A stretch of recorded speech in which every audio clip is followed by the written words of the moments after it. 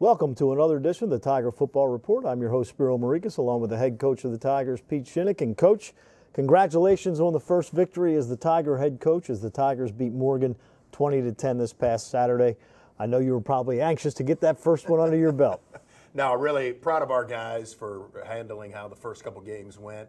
Obviously wanted to play a little better against Maryland, but, hung in there, fought a little bit, and then the Monmouth game, I think, was disappointing for everybody. So to go to Morgan at their place with them really playing, I think, great football and easily could have been 2-0. Really proud of our guys to get that done and excited about what we saw and how our guys played.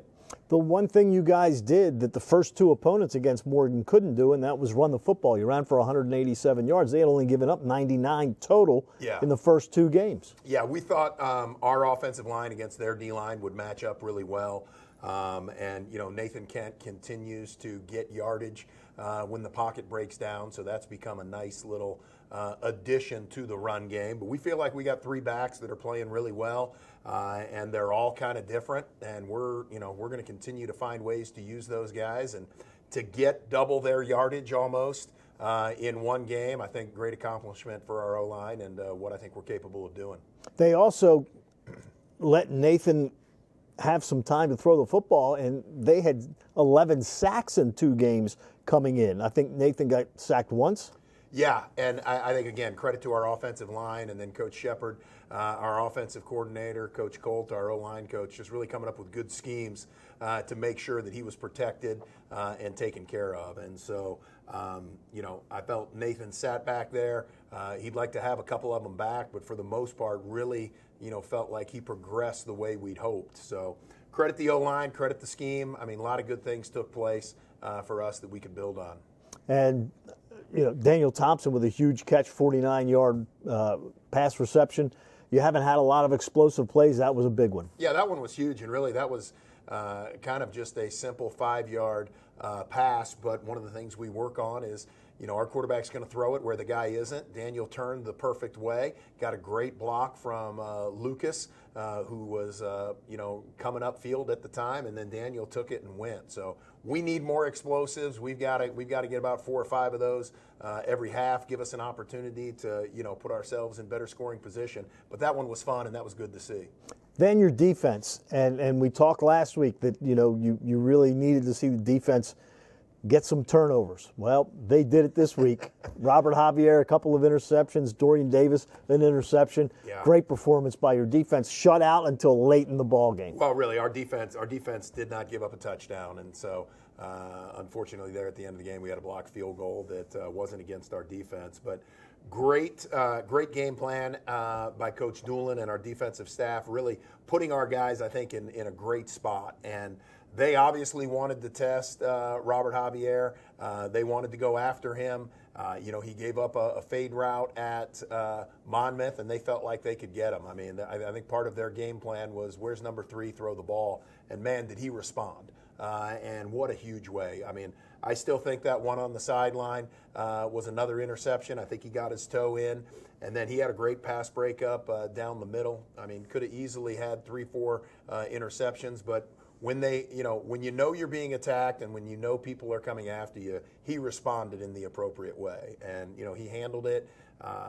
He's been a great leader for us, and he's been a guy that has really just bought into what we're trying to do. So couldn't be happier for him to, have the game he did.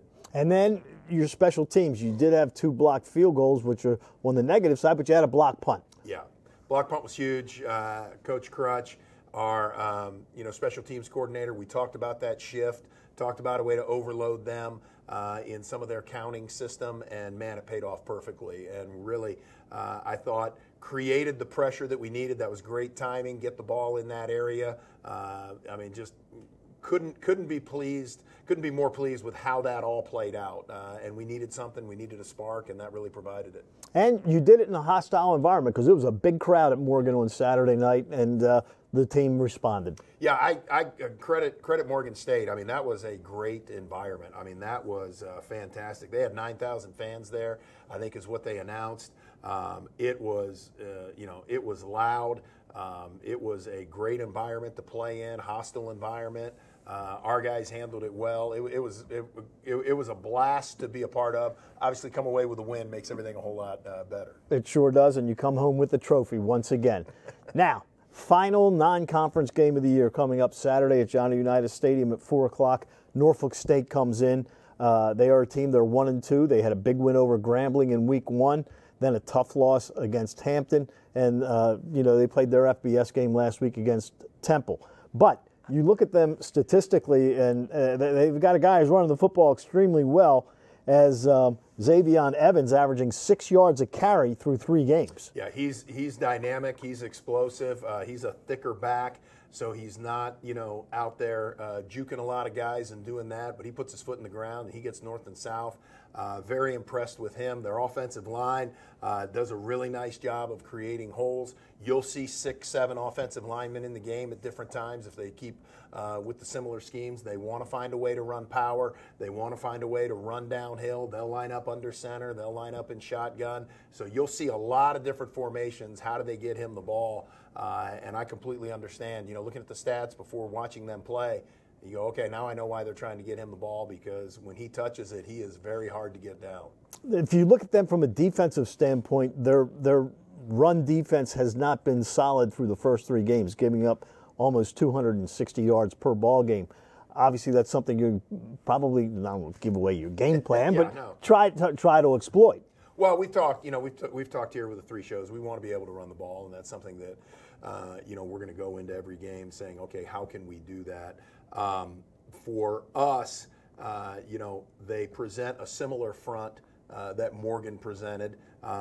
They're a different type of athlete that Morgan had in there, so there's a little more movement, a little more things that we've got to be conscious of. But we're going to put a lot on our offensive line. We're going to ask them to be where they need to be. And when you have the 3 backs that we have in Diego, Devin, and Tyrell, I mean, you really have 3 different combinations that people have to prepare for, because each one of them has their own unique style and own unique thing that makes them difficult to tackle. So we want to build on that. Part of those stats are, Temple is a very heavy running team, and their first opponent, Virginia State, is also a very heavy running team as well. But we feel like there's some creases there. We feel like there's some gaps that we can take advantage of. You look at your team through 3 games, and one thing as the season goes on is injuries.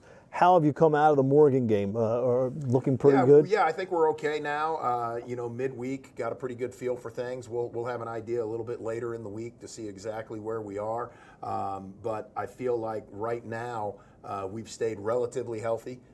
We got some, bangs and bruises that we got to figure out through this process, and I think as we get further on in the week, we'll have a little better idea as to what all that looks like. But our guys have responded. We've had some guys down, we've had some guys miss time, and next man up, next man getting it done. So it's part of the process.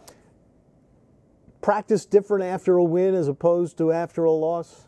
It's a great question, and it's really something that we addressed in our Monday meeting, just sitting there going, hey, you got to really approach this like you're 0-2. I said, you got to have that same hunger. You got to have that same, I'm not satisfied. You got to say, what can I do to get better? Not just, oh, we won. Okay, now it's good. And so great teams find ways to continue to improve. Do you want to learn the lesson in losing the game, or do you want to learn the lesson in winning the game? So I'd rather win the game and learn the lesson and keep moving forward. So that's where we're at right now. But that was the conversation on Monday, and we came out and had a really good Monday practice. Great. Well, the Tigers will be at Johnny Unitas Stadium 4 o'clock on Saturday afternoon. We hope everybody can come on out and see the Tigers take on Norfolk State, as they're a team that's hungry for a victory, and the Tigers are looking to get to the 500 mark as they will head into all CAA play after this Saturday. So for the head coach of the Tigers, Pete Shinnick, I'm Spiro Marikas. Thanks for tuning in to another edition of the Tiger Football Report.